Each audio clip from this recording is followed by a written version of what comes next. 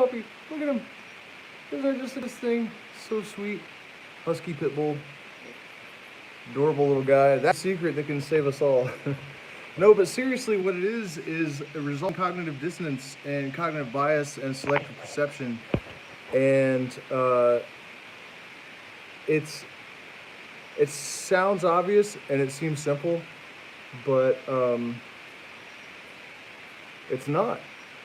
It's really not. The thing is, we definitely have the tools, if we choose to apply them, to address it and resolve it.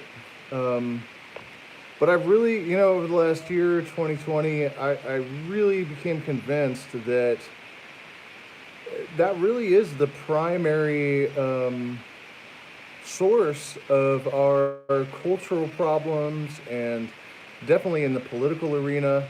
I mean, we are well adjusted to a profoundly sick society. And I think that even those of us that are kind of on the outside of it, people that have woken up to whatever degree, we may have some kind of spiritual journey developing, or we may even be very advanced. And, taking for granted that I'm one of the people that has been chipping away at this for several decades, I am regularly surprised at how much it's possible to overlook and how obvious so much of it is, and yet we are able to somehow navigate around. The mind is capable of extraordinary feats of you call it like gymnastics, and it has as its motivation our most basic and primary instincts. And I think also one of the issues with, or one of the reasons why we have such a predisposition towards cognitive dissonance and, particularly cognitive dissonance, is that we are confronted with good evening, Mr. Charles, with a paradoxical reality, these antinomies that, everything contains its contradiction, right? So one of our primary imprints is that contradicting information is fundamentally true, because every bit of our reality contains this conflicting composite constituent parts, right? And by the way, while I'm on the subject, I did launch the new channel, and I don't know, it might get deleted because YouTube actually rejected my original title, which was Psychedelic Revolution with the R in parentheses, or Conscious Revolution, excuse me. And today I discovered there were already several Conscious Evolution channels, so I was going to change the name, and it let me put the Conscious Revolution title this time. But one of the things I'm doing is going back through all of my old content and either remaking the videos, because it's the YouTuber cliche that your first 100 videos are terrible, and I definitely can do a lot better. We didn't have the same kind of editing software that we do now, so I'm relaunching a lot of the videos with improved editing, with new parts, with more material, with graphics. We have After Effects, so we're giving everything a makeover, rebranding. But one of the consequences of that process is that I took a look at one of my old videos. I can't remember the exact title, but it's something about the Eye of Ra, and it's about this the sociological impacts of cognitive dissonance and selective perception. And what's really interesting about it is that it's a really early video. It was like 2 years ago, but it sounds like a primer for 2020. It just really is almost eerie. The degree to which this video just seems like it was just trying to prepare people for what was coming. But really, the simple secret is self-awareness and mindfulness, and constantly training the mind to observe and analyze our behaviors until we are able to fashion ourselves, to create ourselves, to recreate ourselves in complete accordance with our highest concept of ourselves. You know, I've always believed that every person, I mean, it's difficult for me to speak about other people's experience, but in my experience, the like higher self, that voice that always knows what you should be doing, it always knows what's best, it always is there to tell you when you're making a mistake, and it's not that you don't know, it's just whether or not you act in accordance with that voice. And I don't know if everyone really has that. I know that I do. And it actually makes the learning process a lot more brutal to constantly be aware that you were in tune with, the answers that you needed, that the guidance that you required to maximize your potential and to avoid disasters is always there. And it's just a matter of whether you're actually receptive and whether you have the discipline and the willpower to make your actions congruent with this knowledge or wisdom or guidance. And I think that the answer generally is that we tend to ignore it, at least I do. So is the sound quality really bad? I see a lot of people coming on and then disappearing right away. Somebody let me know in the comments. I'm really sick of it, but there's nothing I can do. You know, we're just in the rainforest with satellite, and there's just, just going to be some hiss.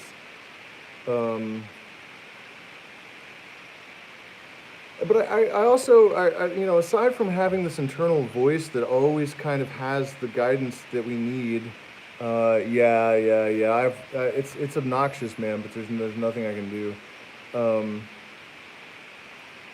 I think that generally people want to do the right thing.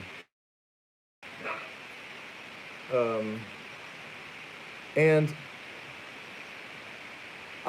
so much of what is wrong in our society and in our culture is coming from a place of good intentions. It's coming from conditioning. And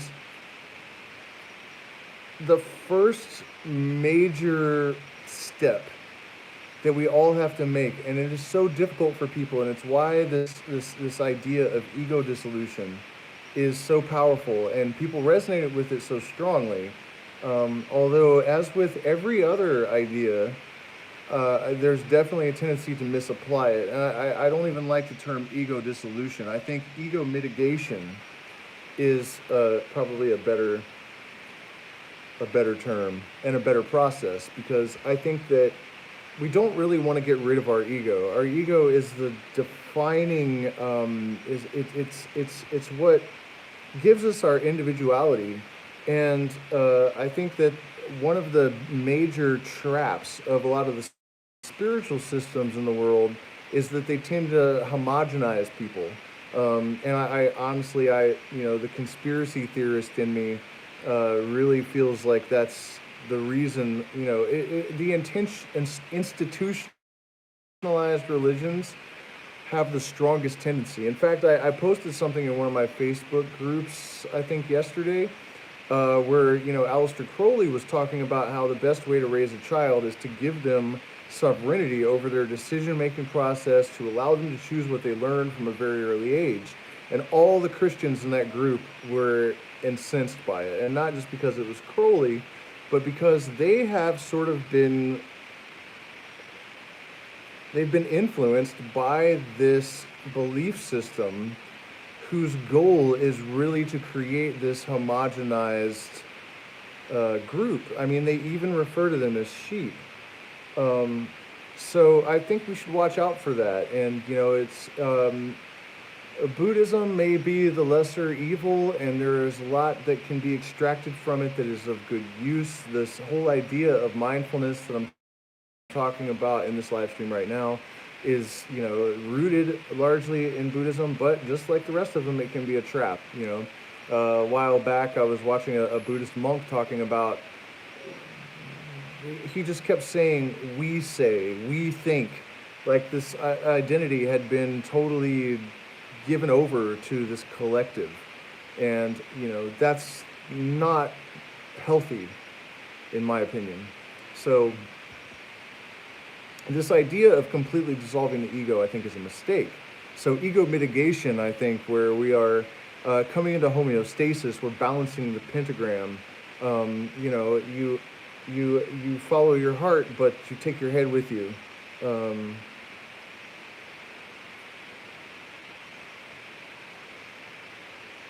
So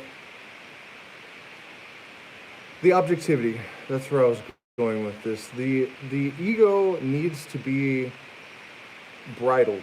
It needs to be brought under control. This is the same concept as when a magician talks about constraining a demon to work for the light, or constraining the demon to his purposes so that he can achieve something. And there is actually evidence that the old magicians in the Middle Ages, the Dark Ages, they weren't really, some of them seem to be aware that they weren't really talking about literal demons, that they were talking about coming to terms with and basically employing even our vices to serve us, to empower us, and rather than completely abandoning them, to turn these things to our service. And ego is one of those things. And it is, however, basically the devil. Even from a mystical point of view, from like the Gnostic, and the Jews, I think, Jewish mysticism, deep Jewish mysticism, also presents this idea. It's one of those ideas, I think, that's actually so ubiquitous throughout so many traditions that I'm inclined to believe it. Also, because I came to this conclusion without being exposed to these traditions prior to developing my own ontology. And so basically the idea is that what we think of as God is actually nothingness, and what created matter and the universe and the material world was the division that was created by the introduction of consciousness, conscious awareness, into this void. And I talk about this a lot. It's expressed by the Jews in one of the names of God, Eheye. Speaking of cognitive dissonance, this idea that the New Testament sort of attached to the Old Testament, that the name, Christians are totally convinced that you need to call God Jesus Christ, or else, you're in big trouble, you're worshiping something false. It's really mind-blowing to me that it grew out of a religion that has like a dozen different names for the deity. And part of the reason is that the deity was such a vast concept that you needed different subdivisions in order to compartmentalize and speak about it. So the Shekinah is like a Jewish concept of like the feminine grace of God that descends and is feminine. And then there's the Tetragrammaton, which is an expression of the four elements and the material, the demiurgos, if you're Gnostic, then Elohim was a feminine form of, it's a masculine form of a feminine plurality, so it implies like a group of men and women. So it's really crazy to, attach this later religion and then say, you have to have this one name because,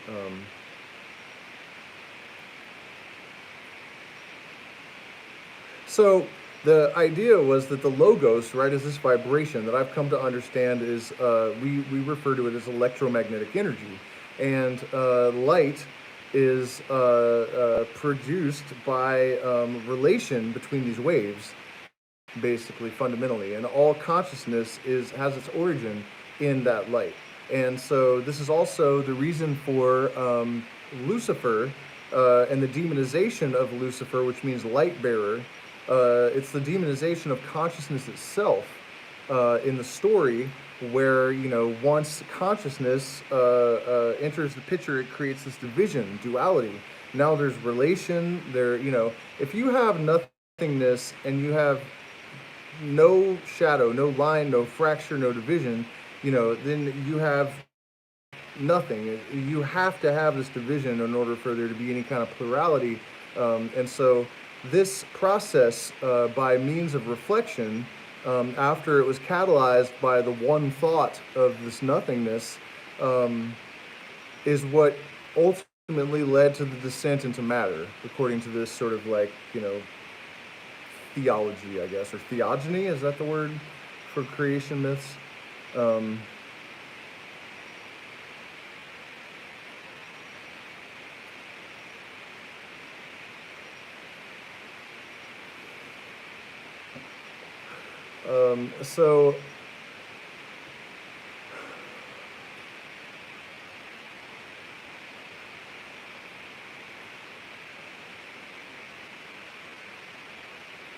So it's essential for us to retain. What I was getting at with that is the devil basically is this idea of division. And then the homogeny is the nothingness of the deity. And that is why Christians, for example, everyone knows these fundamental truths about the universe deep within themselves somewhere, right? And so they sense that independence, that rebellion against this nothingness is present in the idea of individuality. And so I often wonder if this intense extreme pressure from the herd to compel its constituent denizens to homogenize, it's absolutely insane. And so it is, I always say that I'm not a Luciferian because I would never believe in some prepackaged doctrine or even really give reality to some kind of disembodied intelligence, which is not to say that I would deny their existence either. I just don't know exactly. But because that this Luciferian doctrine is basically exactly how I thought before I ever encountered that doctrine, which is a trip.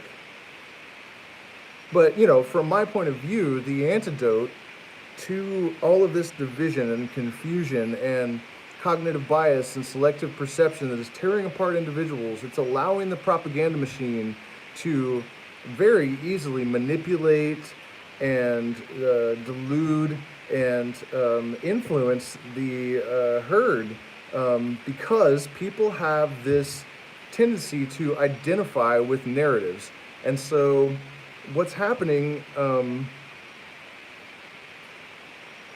is that people are not taught mindfulness outside maybe a Buddhist tradition to the degree that they need to be. And if they're not taught critical thinking, for example, even if you identify that the matrix reality is not all there is and that it's extremely toxic, and you start looking outside of it, you start questioning the social constructs, the political constructs, the industrial constructs, all of it. You realize the religions, all of it. But if you don't have the capacity to think critically and to, really apply the same kind of system for evaluating what you believe and how you relate to the physical world, for example, it's not going to matter that you have escaped the matrix, because you're just going to adopt a new narrative that is not necessarily any more correct. And I see this ubiquitously out there. People escape from the matrix, but then they jump into this Q thing, and then they have this weird new age right-wing kind of bullshit going on. Or, you escape into the new age subset, and then you think all of your subconscious thoughts are channeling, and you're so open-minded the wind is whistling through your ears, and you have no discernment, or you become obsessed with love and light to the extent that you are actually exuding toxic positivity, and you're not really coming any closer to truth. So this skill set that can be derived from studying psychology, from studying the sciences, from experiential processes, from practices of mindfulness, this is integral. You cannot just abandon one narrative for another and think that that is progress or evolution. It's not. It's just, people talk about out of the box, but most people tend to get out of one box and go right into another box. The most extreme example of this is that people tend to jump around from religious system to religious system if they're not finding their truth in any of these prepackaged religions. And I think the reality is that there is no truth, really. No, there are bits and pieces of truth, but in my experience, when something genuinely has its basis, its roots in divinity, when it's a sacred thing, when it is, like art or music that is rooted in the divine, it. There's no question about it. If the Bible, for example, was really the Word of God, there would be no question about it. Everyone universally would just know, like, holy shit, that's it. And it's clearly not, Interestingly, though, there are some books that kind of strike everyone that way universally. And it's not necessarily that they're written by God, except to the extent that they were written by people who have achieved a level of illumination that allows them to describe the inner workings of the universal mind and the relationship that has to causality. The Kabbalion is one such work where you can anyone that reads it, you just know, like, this is it, And one of the defining characteristics also, or the identifiers for that kind of material, is that there's no dogma. No one is telling you what to think. It's more of a process of how to think. And so this is it. You have to be able to analyze your own conduct without ego, without judgment. And you have to develop the prerequisite skills to really do that effectively. I think that there are a lot of tragedies occurring right now, and there are a lot of, as I was saying earlier, that this road to hell being paved by good intentions kind of concept. For example, one of the most prevalent ideas, I guess, out there in spirituality, or even just well-meaning, open-minded folks tend to say this a lot, that your truth is true for you. And I think that's a horrible thing to tell people, because it's not true.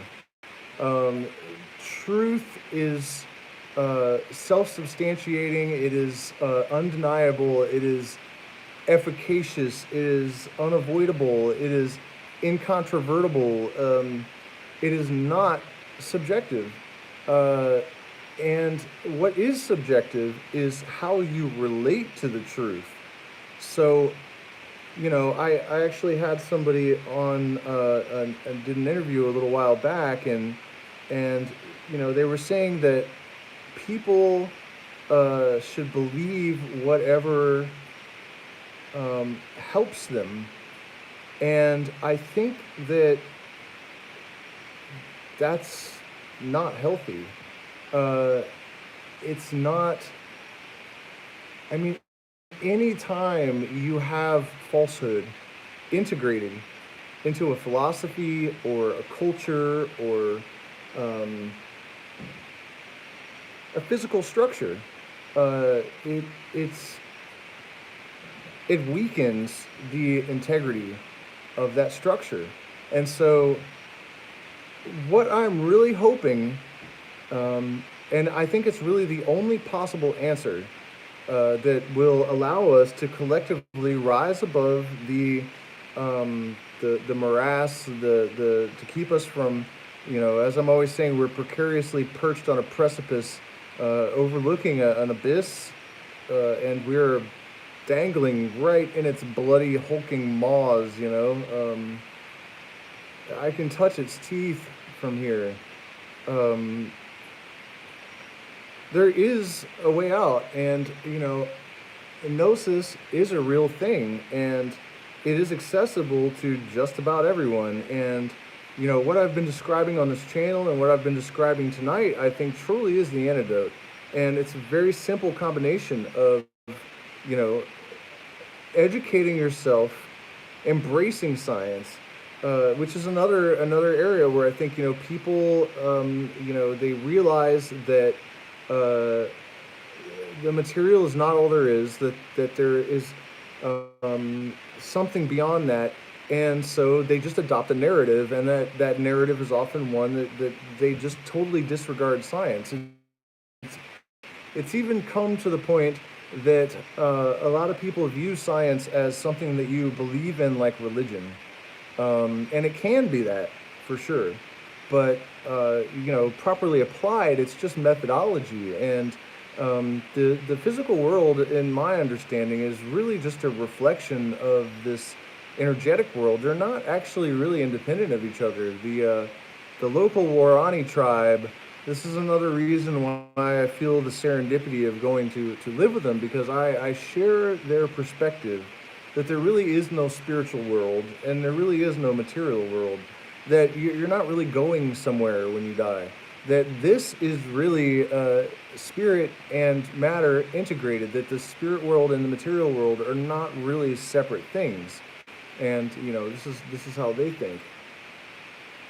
And so what I'm getting at with that is that I don't think you really are going to have a very valid spiritual existence if you are trying to separate your wisdom and knowledge of the material from your understanding of spirit.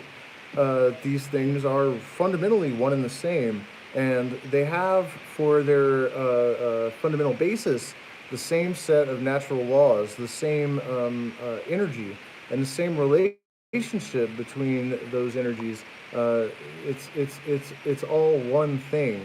And so I think that the new spirituality, the next phase in our development, and it sort of is a new thing.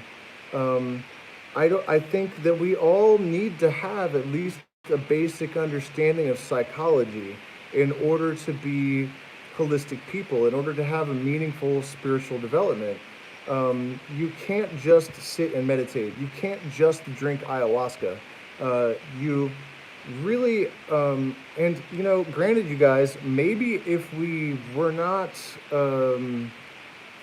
emerging from such a toxic, unnatural environment, we wouldn't have to do all of this stuff in order to regain Eden, so to speak.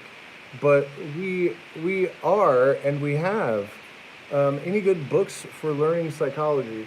This is gonna sound like terrible pop psychology advice, but one of the best and simplest, and I think the most useful systems of psychology that you're going to encounter are in the works of Robert Anton Wilson, who actually wasn't really a psychologist, but he was a genius, and that's all that is really required.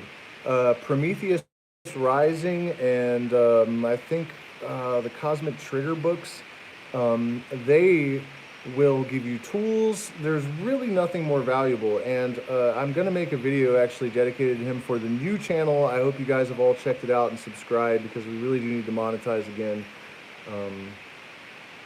But yeah, Robert Anton Wilson, Prometheus Rising, and Schrodinger's cat, and all of this. And one of the things that he pointed out is that Dr. Timothy Leary, who has developed a really bad reputation. I've noticed over the years, people have either forgotten about him or they've decided that he was a CIA agent or, any number of terrible things that are all probably false. He actually contributed a lot to standard protocol in modern psychology, but they didn't give him any credit because of the association with LSD. They just sort of stole his models and used them without, he's sort of canceled, I guess. And so Robert Anton Wilson basically took Leary's 8-circuit model. And what's interesting about it is it's a way of viewing the psyche. Of course, it's informed by Jung and, others, but there's a definite relationship to the ancient mystical systems and the idea, all the way back to the Egyptians and the idea of, the layers of reality and the layers of the soul. This is why the onion was sacred to the Egyptians, because they knew this. The ayahuasquero knows as well that when you first drink, oftentimes there are no visions, not much happens because the first layer is physical, and so you'll just feel uncomfortable and maybe vomit, and then the next time is psychological, and then the emotional and the spiritual, and it just keeps peeling layers like an onion and cleansing and creating a new relationship.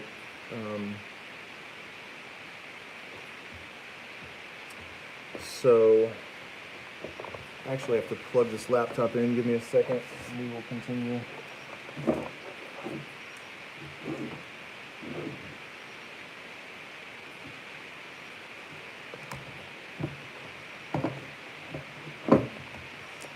And, another reason that I really like Robert Anton Wilson and Leary as well is that their point of view, particularly Robert Anton Wilson, is informed by psychology and the sciences, but also from all these mystical systems. So, I always, thank you, Fernando. I always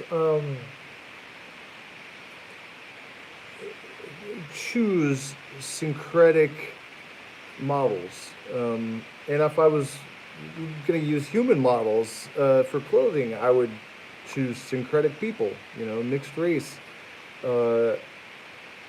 So, and of course, Jung, his books are interesting. I do think that he was a bit off, as psychologists tend to be. Psychologists are people that need psychologists. And Jung was brilliant, but I think that it's it's always important to bring your skepticism with you, no matter who it is that you're dealing with. So to get us kind of back on track, though, the fundamental issue is that we all have to work on developing holistic perception to harmonize our cognitive bias and cognitive dissonance. We all have it. We all have delusions. We all have misperceptions. We all choose to see through, over, around, anywhere but directly into the eyes of certain elements of the shadow that not only do not serve us, but that function as sandbags on our hot air balloon. And we are determined not to cut the ropes and free ourselves.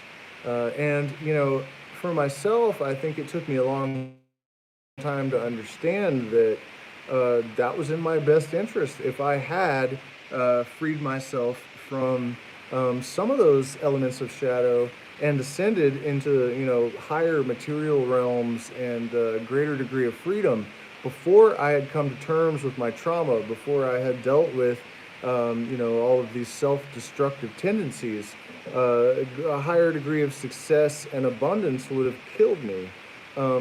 So everything is as it must be, but, again, that doesn't negate our responsibility to be an active participant in the process of cultivating ourselves, conscious evolution, creating ourselves, accelerating our um, catalyzing our consciousness and accelerating our process uh, is possible, and it's the most important task that anyone alive on this planet is confronted with at the current juncture.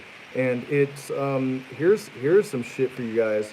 Uh, well, I'm gonna save this, see if that number goes up a little bit, because this is a big one. Something really incredible has emerged from the study of quantum physics and its relationship to consciousness. So if we can get a few more people on, I'll talk about that. But it is true that the weight of the world, the entire universe, really does rest on our shoulders. It's not an exaggeration. And physics tells us that. I mean, everyone, I think, knows at this point about quantum entanglement and entrainment. But it's just in case you need a refresher or you haven't heard the good news of physical science.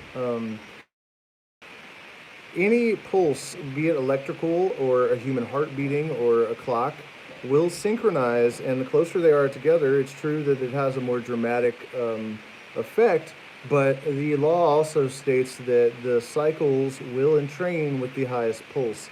And so this is why, we talk about really strong personalities will compel everyone in their vicinity to act in accordance with their purposes. And this can be bad and end up like David Koresh or Charles Manson, or it can be good, and these people can compel us to achieve our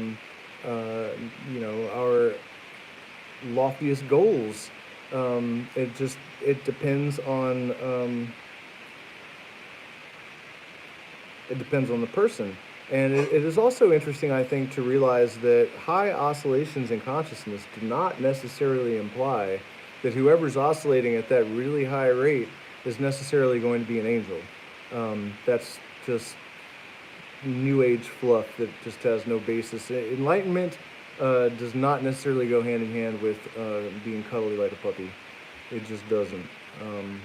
But the point is that this entrainment gives us more faith that the internal work that we do will bring the people around us up with us, even if they're not listening consciously to our words.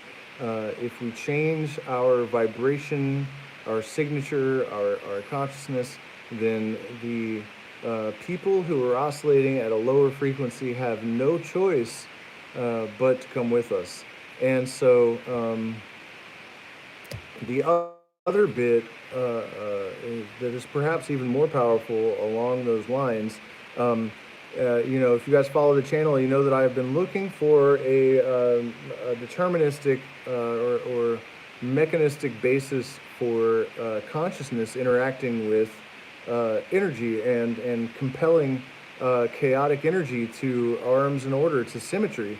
This idea of manifestation, I've had a lot of experiences that suggest that our consciousness does in fact have some role to play in creating these synchronicities that we experience. And so over the last month or a few weeks, I guess, I've actually made some progress because science has made progress. And these things that I intuited or that I gathered from San Pedro experiences and other, meditations, that electromagnetic energy was what, was the mechanism, the means by which our consciousness is able to impose its will on this chaos and compel it to symmetry in accordance with our expectations or our will. And so that was more or less confirmed recently in studies that went even a step further and gave us evidence of the role that light plays in this whole process. And part of that is through the exertion of limitation upon the function of these waves. And again, that also ties into this idea that nothingness is basically the creator. and that it is nothing and limitation that actually gives rise to form. In the same way that when you chisel away at clay or stone, it is removing the pieces that gives rise to the form. So, but this there's more from physics, and I still need to read some more of the study and really get into the intricacies and the details, the tedium of this particular ingenium. But the gist of it is that decoherence in quantum physics is likely what gives rise to the coherence that is our consciousness. And so this is a piece of the puzzle that I have been desperately seeking for decades, no exaggeration, because one of the biggest frustrations, I guess, or biggest questions that I've had is, these synchronicities, how does it happen?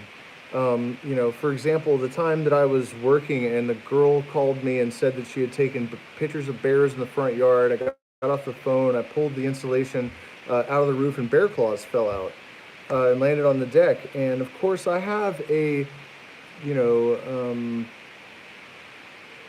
material explanation for that. I lived in an area where, at the time, where there were a lot of Ute Indians. The bear was a very important symbol.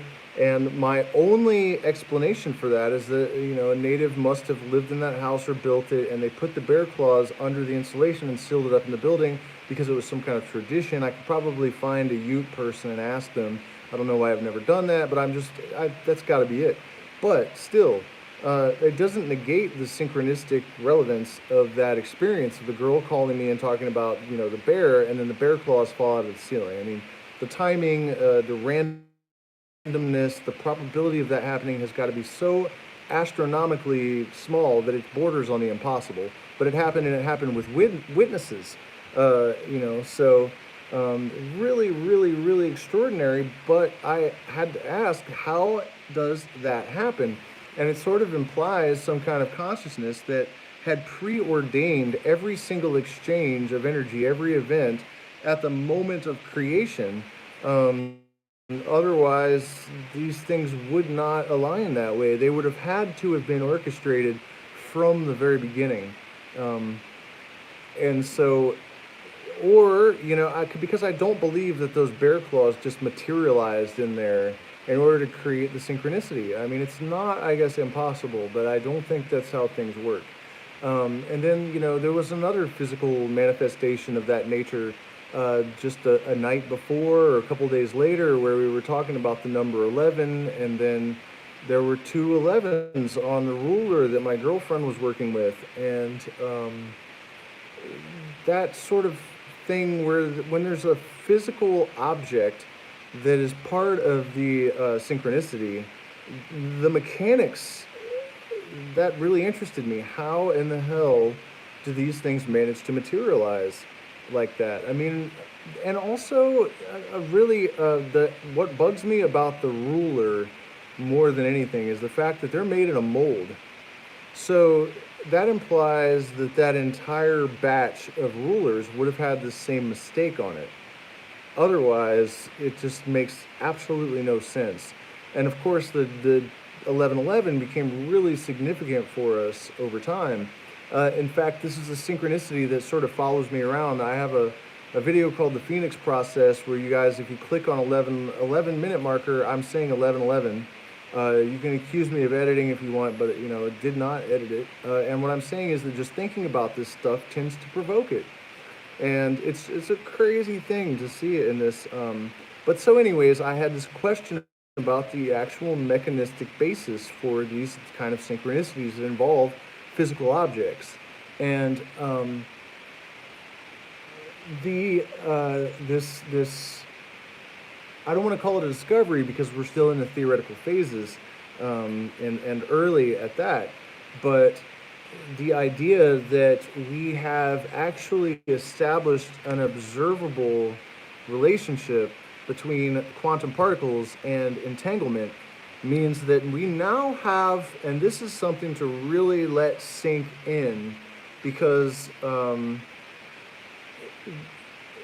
if you absolutely don't believe in something, it will preclude your perception of it.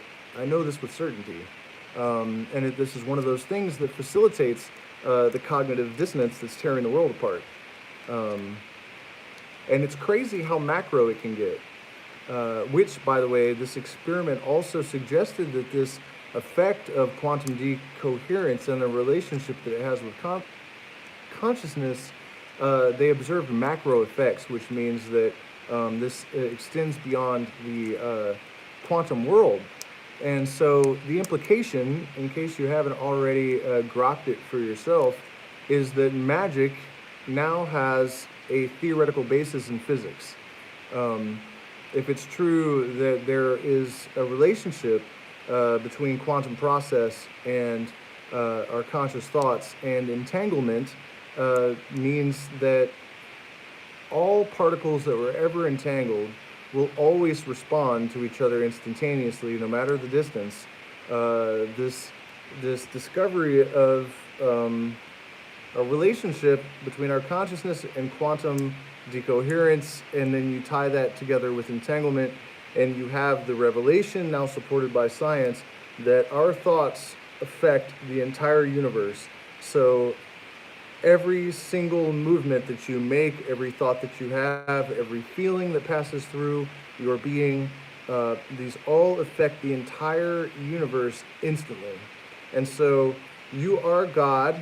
Your will is equal to the Most High, because it is your will, my will, and the collective will that exerts its influence on the chaotic energy that makes up the universe and gives rise to our experience. And this is something now that we have scientific support for. And the other element that this experiment gave support to, we have the double slit experiment that a lot of people have construed to mean that the observer has some kind of effect on photons, and it is the expectations of the observer that compels them to, when the wave function collapses, to behave as a particle or a wave. And of course, that is a subject of extreme contention amongst physicists. In fact, a lot of the physicists that are cited as supporting this idea only did earlier in their careers, but as they got older and were informed by wisdom, they actually, Heisenberg and others, abandoned that idea. But since New Agers and other manifestation gurus want to sell you books, and most of them probably don't even know, they just discover these quotes from the early careers of these physicists, and they put forth the idea that they supported this idea that consciousness has some kind of function in the collapse of the wave, and that's not really the case for the most part.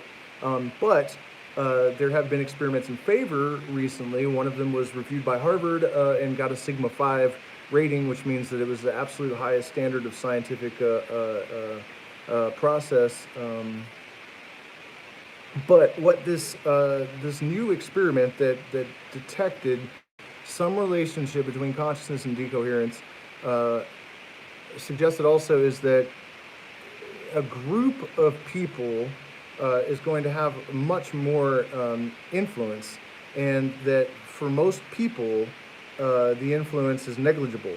And so this is just totally in line. If you guys have watched my early videos, I talked about this a lot. I always said that, the reason that the universe supports my endeavors with such improbable regularity is because I have aligned my individual will and purpose with the collective will and purpose. And so it just makes it that much more powerful when your individual function, your individual will, is constrained to act in accordance with the collective will. And I think that every person really knows that the gnosis, that having some kind of spiritual dimension to your life, is really the cure for the sociological and cultural degradation that we're all experiencing, the school shootings and the feeling of emptiness. And I think it's really strongly supported just by observing normal people. And I'm not trying to be mean to them here, although I can't help but kind of detest normies. I mean, I try not to. But the other day, for example, I was like watching a normal YouTube video, just the kind of thing that normal people would watch. And I started scrolling through the comments, and they were all just so empty and uncreative and bland. And it just really hit me that people that have not developed any kind of spiritual dimension, that haven't had a psychedelic experience or something of that nature, really are living a very empty, pointless, pathetic existence. And I don't mean pathetic in like the mean, demeaning sense, but just that it's sad. And also, I don't think anyone is in disagreement that the people in my sphere, for example, that end up ripping me off or just somehow being negative or destructive or untrustworthy, are the ones that are totally rejecting anything but the materialist position. And of course, people often cite the fact that religious people scam so much and that they're all con men and stuff, but that's not what I'm talking about. I don't believe that you can just adopt a set of beliefs that have been prepackaged for you by some institution, and that's going to procure for you a spiritual dimension in your life. That's not what it is. Real spiritual dimension for a person is the product of organic experiences. It is first and foremost, the first step is deconditioning. You have to resolve the cognitive bias and cognitive dissonance. You have to have the courage to confront the universe as it actually is, and not how you would find it to be, which I think is almost impossible for most people. And it seems to me that the fear of not knowing is like the strongest motivator. And this is why when people do step out of Matrix mind, they usually step right into another narrative trap. Because that state of it's not really indecision, but just not knowing, is just too much for people. So you have to, first and foremost, dissolve your fear and dissolve your ego. One of the main sources of our cultural and sociological problems is how we derive our worth. People look to others, to their reputation, and this is reinforced by the capitalist paradigm, where your reputation is directly tied to your survival. And so if it is true that what you have to do is create a false veneer in order to be a professional person, your reputation is dependent upon falsehood. Your existence is a lie, and your well-being is integrated with the success of falsehood. So our culture is compelling people to be dishonest. Another thing that occurred to me the other day along these same lines is that when I was just an outlaw all the time, no connection to any normal, I haven't had a bank account in 25 years or something. Like, I'm still pretty far outside of the system, but when I was really just neck deep in outlaws, now that I've started to try to integrate with normie world, they are actually way more scandalous and untrustworthy and scammy and without substance and character and integrity than the outlaws that they look down on. It's it really, when that really hit me the other day, that my minimal interaction so far with the normal mainstream world, they're worse than criminals. And of course that's a generalization and it doesn't apply to everyone, but it was just really a shock to discover that, this society that believes that it's protecting itself from these negative elements and this criminal mentality, and what the actual truth is that